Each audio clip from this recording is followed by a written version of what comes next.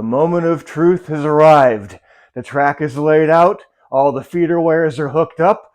Let's see if it works. Next on Mark's Lionel Trains. All right, I have the power hooked up. Let's turn on the first light strip. Then we will power up the railroad. And yes, the lights are on. Perfect. Very good. Now the legacy control is set as well. So now we can stand up and turn on our legacy control. Okay, we got that. Okay, and we're going to be at track 1. So let's see, I haven't done this in a while. Track 1. There it is right there, track 1. Okay, and then let's see, we want to hit boost and hopefully things will light up. Oh, that is an excellent sign. The lights on the switches are on. Very good. And the EOT is blinking. So excellent. Excellent. Oh boy, this is awesome. All right. It's really, if it doesn't work, it gets to be a real pain. All right. The EOT is blinking on the track. Let's move him through and see if he stays on. Yeah, there's going to be a hiccup in the switches, I think, because he's only got one pickup roller. So yeah, there's a glitch there, but that's okay. It should be okay the rest of the way. Awesome. All right, what I'm going to do is I'm going to power up the little speeder. This is the Chicago and Northwestern speeder I picked up over the winter, and this will be its first run on the new layout. This is going to be awesome. All right, we have the Chicago and Northwestern speeder hooked up. On the 060 curve, I think he'll make it across the bridge.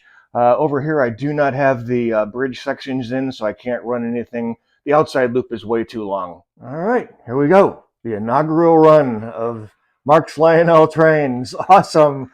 Excellent. The little speeder is working.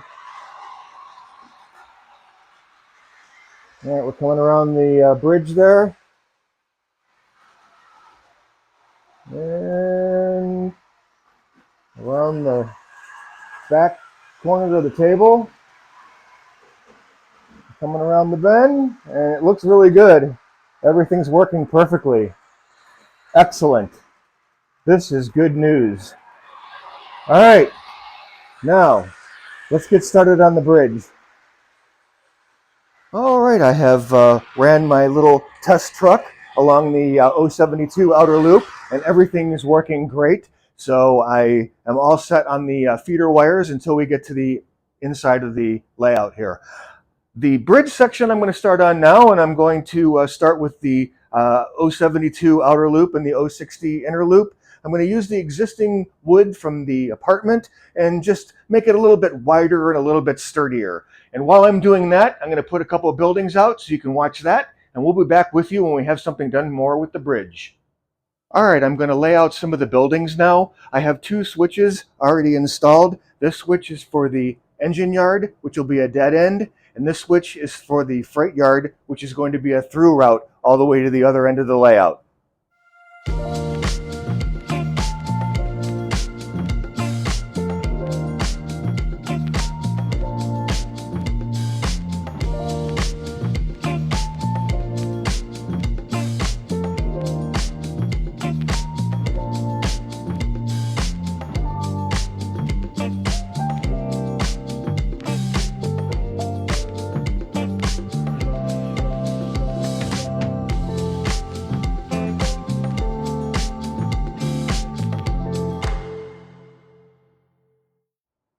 All right, I have the construction of the bridge done.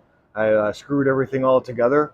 I will go in and give you a closer look at how I just put some spacers in there, made sure everything was level. I laid out the tops upside down on my flat workbench, and then I got a nice level surface for the top. So, all right, I'm all lined up over here. You can see how I'm put the lines where the track is going to go. So everything is lined up pretty good. So what I'm going to do now is I'm going to put the track back right above these bridges here temporarily to make sure everything's lined up. All right, I have the bridge sections completed. The track is over the bridge section so I can get a good lineup of it and it looks good. The track is running straight down each one of the bridges, and I have pretty good separation. So I think we're going to go on this. I'm going to go underneath the table and mark where I need to make all the cuts, go upstairs and use the chop saw, and then we'll be back with you.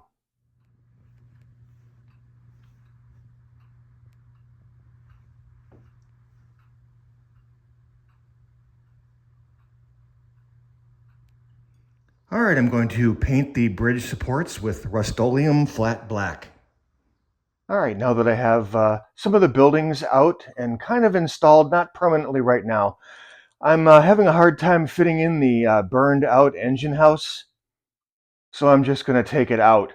I'm going to do all the track work from this siding here and get everything all lined up off camera. Same thing with this side. I'm going to do all the track work off camera. I have this siding here. It's going to continue around to the other end of the layout. I'm going to have some sidings for auto racks and the inner models to go behind Schneider over here. I don't know how I'm going to do it, but it's all playing with off camera. In this video, we're going to finish up the bridge. I have the black already painted on the bridge supports, and we're going to get ready to temporarily install them. I've screwed in some cleats underneath the bench work to support the bridge spans while I'm screwing them into the bench work. I also had to cut a little spacer to make up for the tabletop. And the little spacer goes there to make up the difference between the 1x2. And I've done the same thing on the other side as well. All right, I'm going to take out this part of the track so I have room to get to this part. All right, now that I've gotten rid of this 072 outer loop, I'm going to test fit this and see if it fits. Let's put it into its position here underneath the table so it lines up with the track really nicely. That's the idea. Okay, so far so good. Take my little spacer here, putting it underneath there, underneath the cleat. And I have another spacer underneath here that I need to put in. There it is. Okay, now I've got my spacers in. I can get this perfectly lined up how I want it. We can make any adjustments after we've screwed in the main part of the bridge. So, okay, that looks pretty good. All right, we're going to go on this. Now you can see I have my bridge support installed and it's ready to go. It's really even with the top of the table as well. And now I've got to take my screws here and I'm going to screw into the table like this off camera, and we'll get it solid. All right, I have the bridge support in. It's nice and solid. I'm going to leave the cleats in unless they bother me. I'm going to get ready to put the track back, install the bridge pieces, and then we'll do our 072 bridge. And there's our first bridge section back in. It is cool, and it works just fine. We'll have to probably do some adjustments a little bit, but let's work on that outside line. Okay, I have the track put back in. I'm ready to temporarily install my outer bridge support. And let's get it kind of lined up a little bit. That looks pretty good. And then we'll put in our little spacer over here.